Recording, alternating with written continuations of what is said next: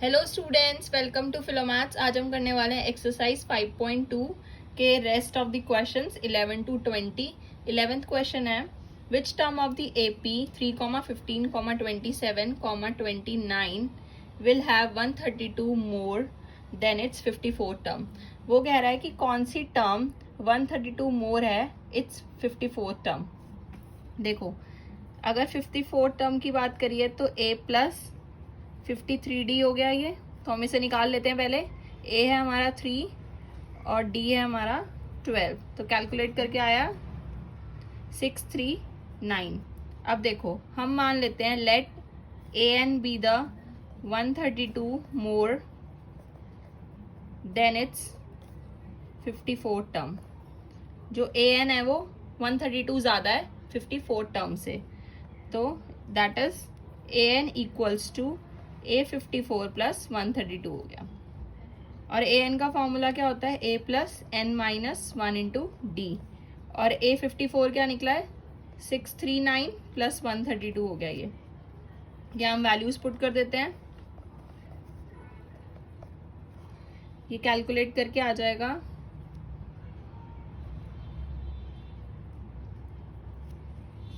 यहाँ से n की वैल्यू आ जाएगी 65, तो हम लिखेंगे 10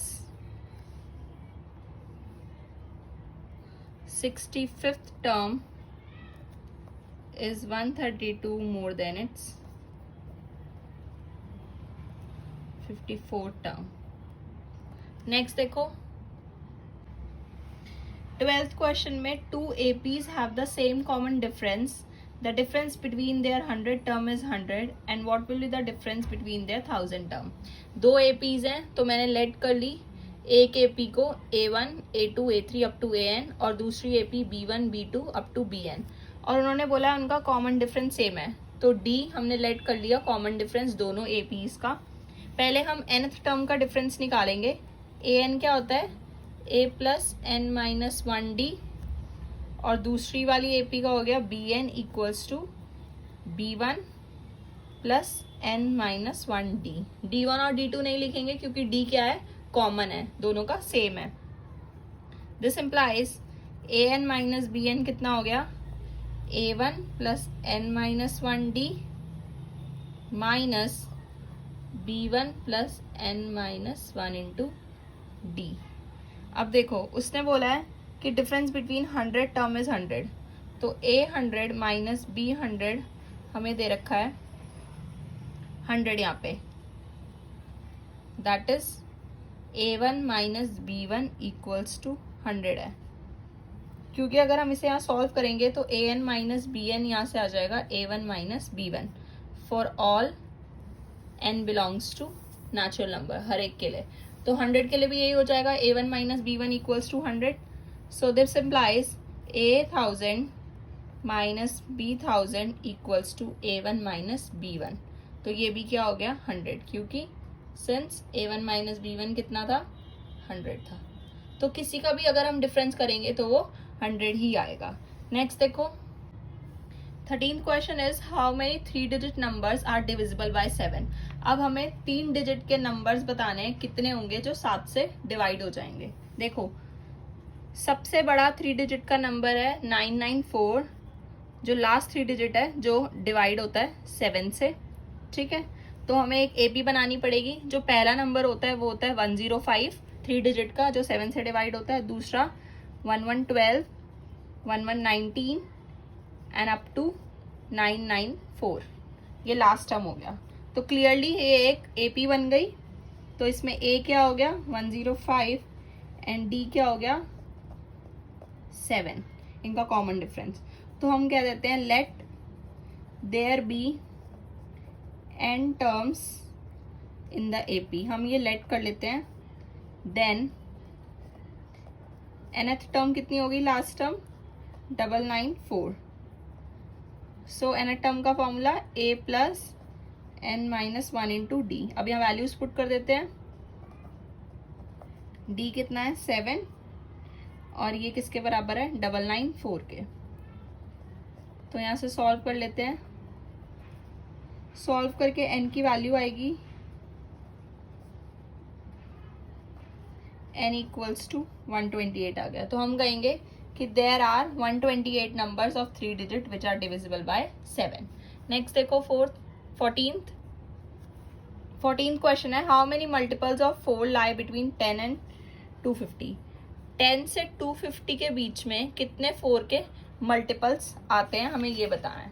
देखो, जो 10 के जस्ट बाद 4 का मल्टीपल होता है वो है 12, और 250 से पहले जो 4 का मल्टीपल आता है वो आता है 248, जो लार्जेस्ट डिविजिबल है 4 का, जो इन डिजिट्स के बीच में लाई कर रहा है। ठीक है, तो ये हो गई हमारी फर्स्ट टर्म जो हो गया 12, और हमारी लास्ट टर्म क्या हो गई, जिसको हम एल भी लिख देते हैं, 248। तो अब देखो हम कहेंगे let there be n terms in the AP, then an किसके बराबर हो गया, 248 के। This implies a plus n minus 1 into D बराबर 248 के। a की वैल्यू है 12, n माइनस 1, और d कितना हो जाएगा, d हो जाएगा 4, क्योंकि 4 का मल्टीपल पूछा है। तो यहाँ से सॉल्व करके n की वैल्यू आ जाएगी 60। तो हम कहेंगे there are 60 multiples of 4 between 10 and 250। Next देखो, in 15th question, for what value of n are the nth term of the 2 given APs are equal.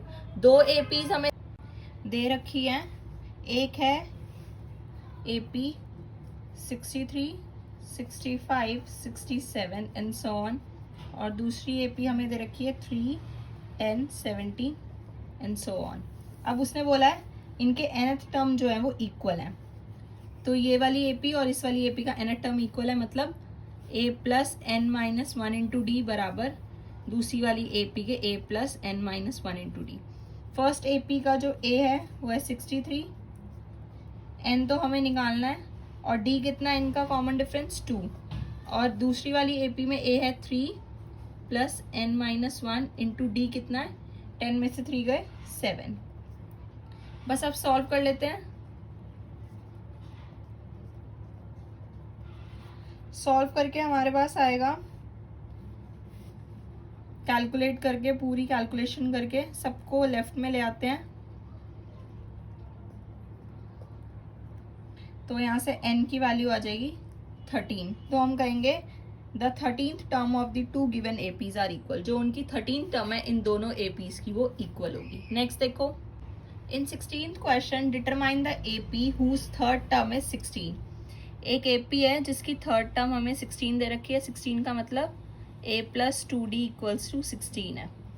और नेक्स्ट कह रहा है the 7th term exceed the 5th term by 12। जो 7th term है वो 5th term से exceed कर रही है बाय 12। 7 टर्म का मतलब a प्लस 60, और इसका मतलब a plus 4d equals to 12। इसको सॉल्व कर लेते हैं। सॉल्व करके आया 2d इक्वल्स टू 12, यहाँ से d की वैल्यू कितनी आ गई 6। अब d की वैल्यू इस इक्वेशन में डाल देते हैं, इसको फर्स्ट मान लेते हैं। तो यहाँ अगर d की वैल्यू डालेंगे तो ये आएगा यहाँ से a 4, तो a और 6 आ गए हैं। उसने बोला है डिटरमाइन द AP, अब हमें AP बनानी है, तो हम लिखेंगे रिक्वायर्ड AP इज, पहली टर्म हो गई 4, दूसरी क्या होती है a प्लस डी, तो 4 प्लस 6, तीसरी a plus 2d, a plus 2 into D, a plus 3 into D and so on. तो ये हो गई 4, 10, 16, 22 and so on. This is our required AP। 17th question, find the 20th term from the last term of the AP। एक AP दे रखी है हमें 3, 8, 13 up to 253। उसने बोला है find the 20th term from the last term. Last term से 20th term निकालना है, मतलब जो L है वो हमारा लास्ट टर्म हो गया 253, and where D is the common difference, 8 minus 3 5 हो गया। So 20th term from the end, इसका फॉर्मूला हो जाएगा L minus 20 minus 1 into D. जैसे हम a plus N minus 1 D लिखते हैं ना फर्स्ट टर्म के लिए, ऐसे ही लास्ट टर्म के लिए हो जाएगा l minus 20 minus 1 into D. 253 minus 19 into 5, 158 is the answer. 18th question. The sum of the fourth and eighth term of the AP is 24. Fourth और एट्थ टर्म AP का sum है 24 and the sum of the sixth and tenth term, sixth और tenth term का sum है 44. Find the first three terms of the AP. अब देखो जो ये इक्वेशन 1 है और 2, इक्वेशन 1 को हम ऐसे लिख सकते हैं a plus 3d plus a plus 7d equals to 24. तो ये आ गया 2a plus 10d equals to 24. इसको हम इक्वेशन 3 मान लेते हैं और सेकेंड वाली इक्वेशन को a plus 5d plus a plus 9d equals to 44 लिख सकते हैं. तो ये हो गया 2a plus 14d equals to 44. This is equation 4. अब हम दोनों इक्वेशन को सॉल्व कर लेते हैं, 3 और 4 को. यहाँ से a और d की वैल्यू निकाल लेते हैं. सॉल्व करके d की वैल्यू आएगी 5 और a की वैल्यू आएगी -13. अब उसने हमें कहा था find the first three terms of the AP. अब AP की फर्स्ट थ्री टर्म्स क्या होगी, a plus d, a plus 2d. तो -13 प्लस 5, -13 प्लस 2 इंटू 5. तो ये आ गया -13, -8 एंड -3. ये 3 टर्म आ गई AP की. नेक्स्ट क्वेश्चन देखो. Subba Rao started work in 1995 at an annual salary of ₹5,000.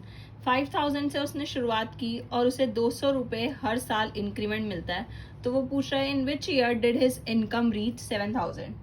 7,000 कब पहुंचेगी. देखो annual salary drawn by Subba Rao in the years 1995, 1996 and 1997 is ₹5,000. फिर 200 बढ़ गया अगले साल, फिर अगले साल और 200 और एंड तक 7,000. तो हम कहेंगे this forms an AP and AN equals to 7,000. Let this implies 7,000 equals to A plus N minus 1 into D. A क्या है 5,000, N तो हमें निकालना है और D क्या है 200. ये हमारी AP.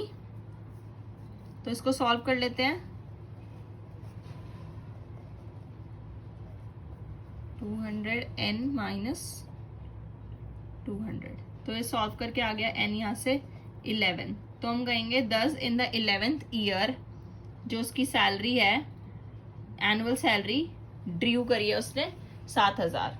तो अगर ये 11th ईयर है तो मतलब ये 2005 की बात हो गई. ठीक है. नेक्स्ट क्वेश्चन है Ramkali saves ₹5 in the first week of the year.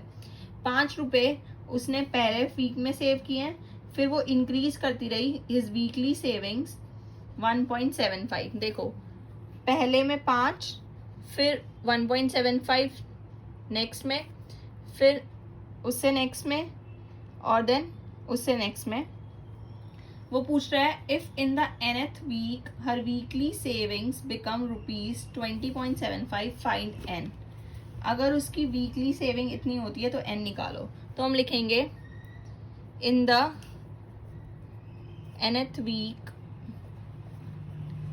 Her savings will be ₹5 plus n minus 1 into ₹1.75. This implies 5 plus n minus 1 into 1.75 किसके बराबर हो गया 20.75 के. इसको सॉल्व कर लेंगे. सॉल्व करके यहाँ से n की वैल्यू आ जाएगी 10. पूरी एक्सरसाइज 5.2 खत्म हो चुकी है. अगर वीडियो अच्छी लगी हो तो लाइक कर देना, शेयर कर देना और चैनल को सब्सक्राइब कर लेना. Thank you.